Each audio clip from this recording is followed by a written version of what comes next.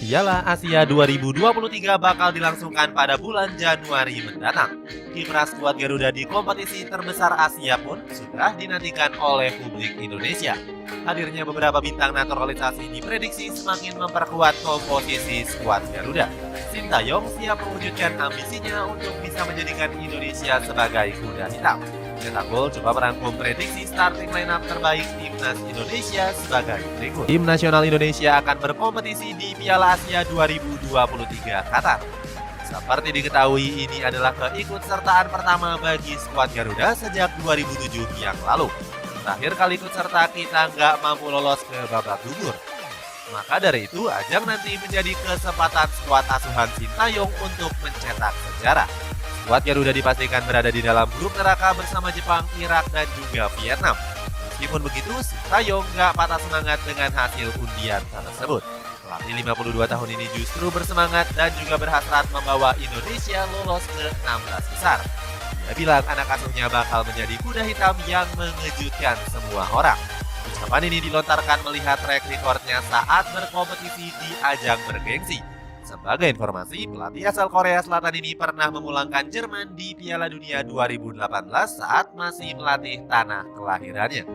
Menurut Sintayong, dia punya kemampuan untuk membawa Indonesia melangkah lebih jauh di Piala Asia. Omongan Sintayong itu juga direspek oleh pelatih Jepang yakni Hajime Moriyasu. Dia menyebut kalau semua negara di dalam grup D merupakan lawan yang kuat termasuk timnas Indonesia. Penjaga gawang.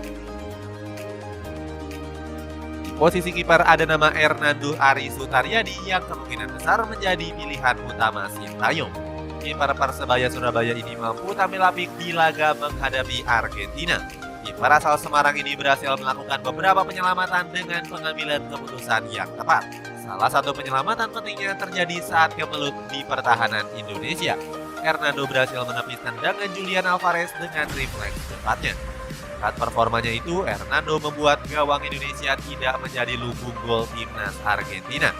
Per 21 tahun itu hanya 2 kali memungut bola dari gawangnya.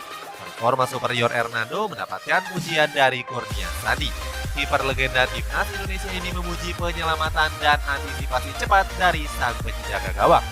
Sebelum membela timnas senior, Hernando sudah dilirik oleh Sintayong saat membawa timnas Indonesia U23 meraih medali emas di ajang SEA Games 2023.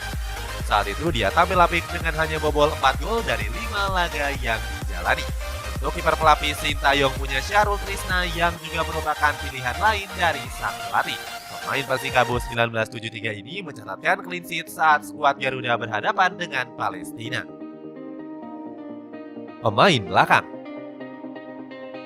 Sintayong akhir-akhir ini sering menggunakan formasi 3-5-2. Jordi Amat, Elkan Bagot, dan juga Rizky Ridho bisa menjadi pilihan utama untuk mengisi pos 3 bek dalam formasi tersebut.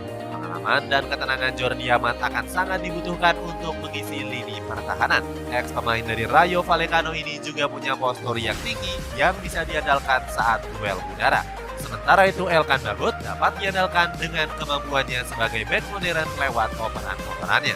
Postur jagungnya yang mencapai 194 cm juga bisa diandalkan di situasi bola mati.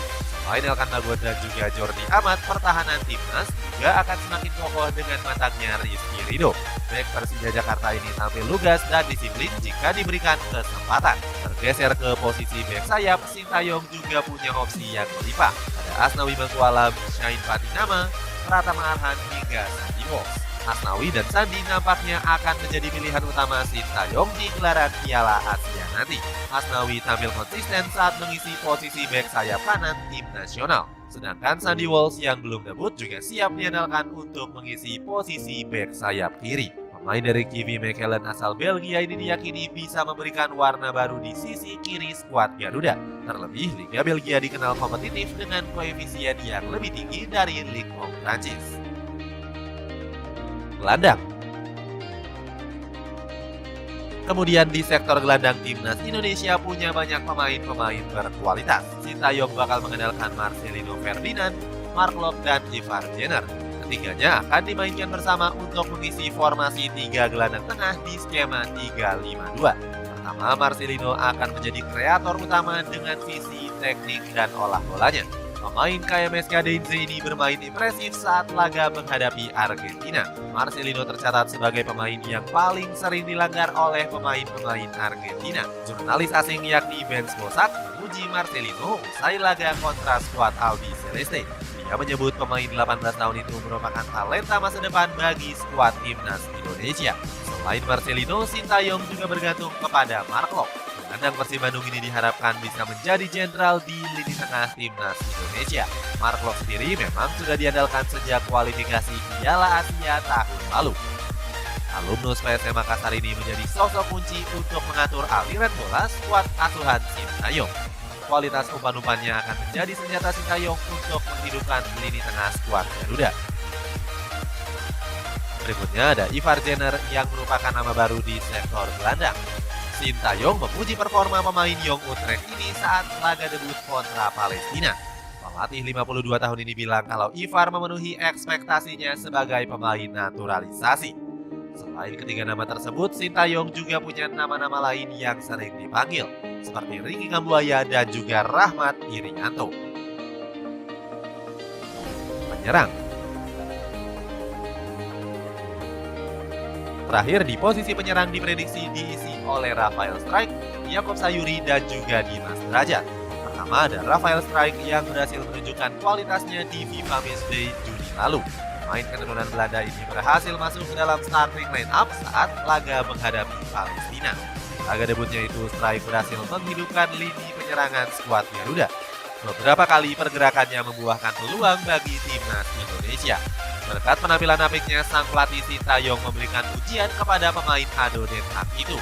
Pelatih asal Korea Selatan ini bilang kalau Strijk merupakan pemain potensial di usianya yang masih 20 tahun. Kemudian di sisi sayap lainnya ada Yakob Sayuri yang juga bermain menghadapi Palestina. Pemain PSM Makassar itu sudah dipanggil Sintayong sejak laga menghadapi Curaçao. Sejak saat itu Sayuri sudah bermain dalam 12 laga dan melepaskan 2 gol serta 2 assist.